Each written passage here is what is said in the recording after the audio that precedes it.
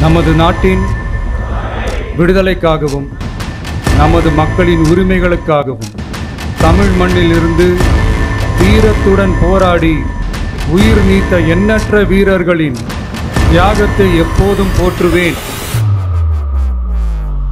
தமிழக வெற்றிக் கழகம் தளபதி விஜய்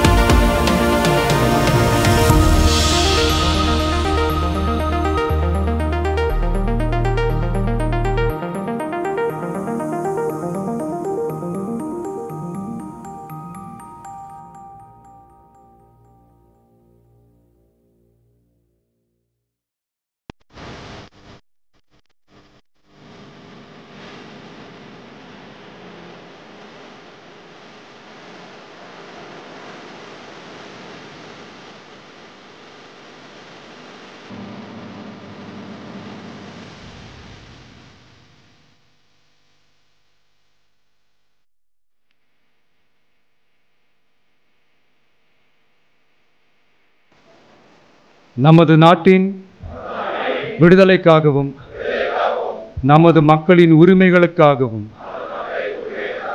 தமிழ் மண்ணிலிருந்து தீரத்துடன் போராடி உயிர் நீத்த எண்ணற்ற வீரர்களின்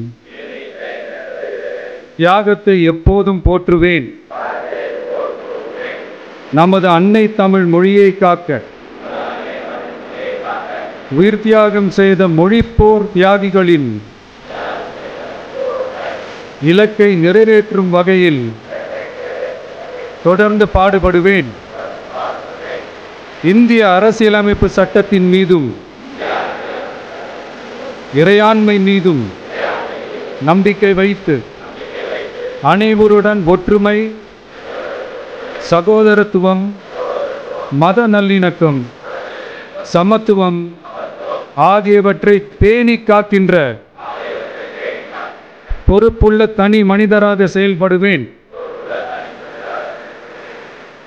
மக்களாட்சி, மதச்சார்பின்மை, சமூக நீதி பாதையில் பயணித்து என்றும் மக்கள் நல சேவகராக கடமை ஆற்றுவேன் என உறுதியளிக்கின்றேன். சாதி, மதம், பாலினம், பிறந்த இடம் ஆகியவற்றில் பெயரில் உள்ள வேற்றுமைகளை களைந்து மக்களிடையே விழிப்புணர்வை ஏற்படுத்தி அனைவருக்கும் சம வாய்ப்பு, சம உரிமை கிடைக்க பாடுபடுவேன்.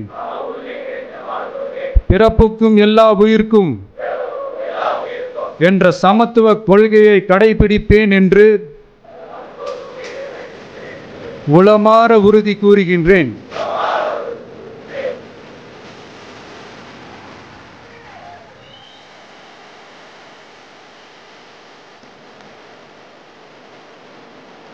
நான் ஏற்கனவே சொன்ன மாதிரி சிவப்பு, மஞ்சள் ஆகிய இரு நிறங்களுடன் இரு போர் யானைகள் நடுவுல வாகை மலருடன் இருக்கும் வகையில தமிழக வெற்றி கழகத்தின் கொடி வடிவமைக்கப்பட்டிருந்தது. இதனை தொடர்ந்து கொடி பாடலையும் விஜய் வெளியிட்டார். இந்த பாடலுக்கு தமன் இசை அமைச்சிருக்கிறார். விவேக் பாடல் வரிகளை எழுதியிருக்கிறார். இந்த பாடல் எப்படின்னா, முழுக்க 3D கிராபிக்ஸ்ல உருவாக்கப்பட்ட இந்த பாடலின் தொடக்கத்துல யானைகள் மீது அமர்ந்தபடி சிலர் மக்களை துன்புறுத்துறாங்க. கையில காப்புடன் குதிரையில வரும் விஜய் போன்ற ஒருவர் தனது இரு யானைகள் மூலம் அந்த கொடுங்கோலர்களை வீழ்த்துறாரு. இப்படியாக அந்த பாடல் தொடங்குது. தமிழன் கொடி பறக்குது, தலைவன் யுகம் பிறக்குது, 3 எழுத்து மந்திரத்தை மீண்டும் ஒலிக்குது என்ற வரிகள் வருது.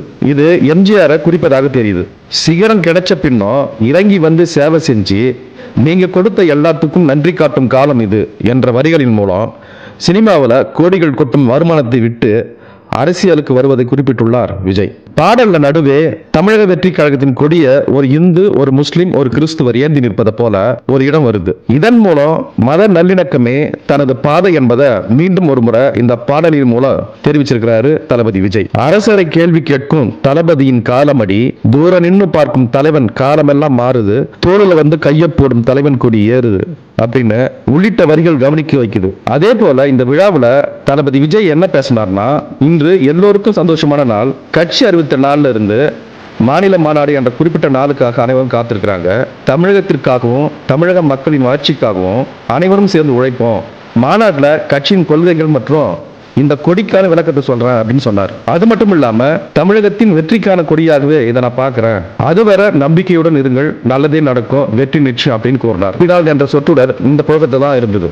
இந்த கட்சி கொடியில் இருக்கும் யானை என்பது வலிமையான மிருகமாக பார்க்கப்படுது. இதனால தமிழக வெற்றி கழகம் வலுவான கட்சியாக பார்க்கப்படுது. மேலும் யானைக்கு நடுவில் இருக்கும் வாகை மலரின் அர்த்தம் வெற்றி என்பதாகும். அதோடு பூக்கள் மிகவும் மிருதுவானவை. இதனால அவற்றை பாதுகாக்க வலிமையான ஒன்று தேவைப்படுவதால யானை இடம்பெற்றுள்ளதாகவும் கூறப்படுது. அதோடு இந்தியாவில் பல்வேறு கலாச்சாரங்களும் மொழிகளும் இருக்கு. குறிப்பா தமிழகத்துல அனைத்து கலாச்சாரங்களும் பாதுகாக்கப்பட்டு வருது. இதுல யானை மற்றும் வாகை மலருக்கு ஆறு தழுவது என்று மற்றொரு அர்த்தமும் இருக்கு. இந்த காரணத்தினால்தான் இடம்பெற்றிருக்கலாம் என்று பேசப்படுது. இப்போது நாம் வாகை என்ன என்பதையும் அதன் சிறப்புகள் என்ன என்பதையும் பார்க்க போறோம். தெற்கு ஆசியாவை பூர்வீகமாக கொண்ட இந்த வாகை மரமானது வெப்பமண்டலங்கள்ல பரவலாக காணப்படுது. குறிப்பா தமிழர்கள் வாழும் பகுதிகளில் காணப்படும் பழமையான மரமாகும். மேலும் வலுவான மரமாகவும் இதுக்கு இருக்கு. நான் ஏற்கனவே சொன்ன மாதிரி போர்ல வெற்றி பெற்ற வீரர்களுக்கு வாகை மலர் சூட்டப்பட்டு வந்தது. தற்போதும் வெற்றி வாகை சூடுவார்கள் என்ற பழமொழி வழக்கத்தில் இருக்கு. இதனுடைய சிறப்பு என்னன்னா, வாகை மலரை சூடுதல் என்பது வெற்றிக்கான மகிழ்ச்சியை உணர்த்தும். இதுல முக்கியமான விஷயம் என்னன்னா, தமிழ் ஈழத்தின் தேசிய மரமாக வாகை மரம் இருக்கு. மேலும் இது போன்ற பல்வேறு தகவல்களை அடுத்த காணொலிகள் மூலம் விரிவா பார்க்கலாம். நன்றி.